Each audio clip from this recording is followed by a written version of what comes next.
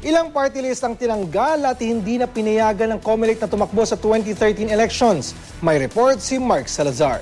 Mark?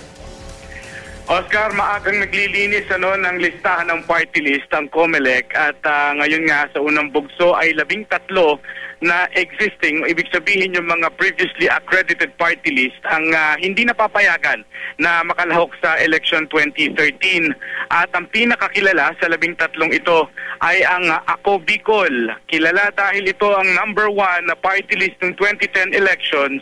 In fact, ay may 3 congressional seat na nakuha ito at isa ito sa paunang 13 na hindi napapayagang makatakbo sa 2013.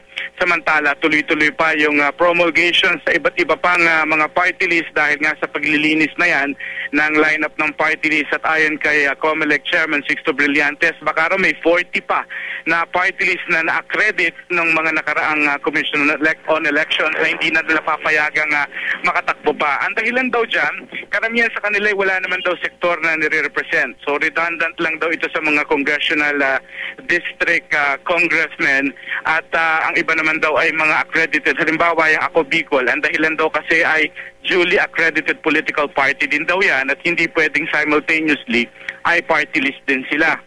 Ito ay inaanunsyo nila ng maaga, Oscar, para bigyan ng pagkakataon itong mga na-delist na party list na pumunta sa Korte Suprema at questionin ang desisyon ng COMELEC sapagkat kung dito sila dudulog, ayon kay Chairman Brillantes, hindi na raw mag-entertain ng motion for reconsideration ng COMELEC after ng kanilang promulgasyon sa listahan na yan ng party list. Oscar? Okay, maraming salamat, Mark Salazar.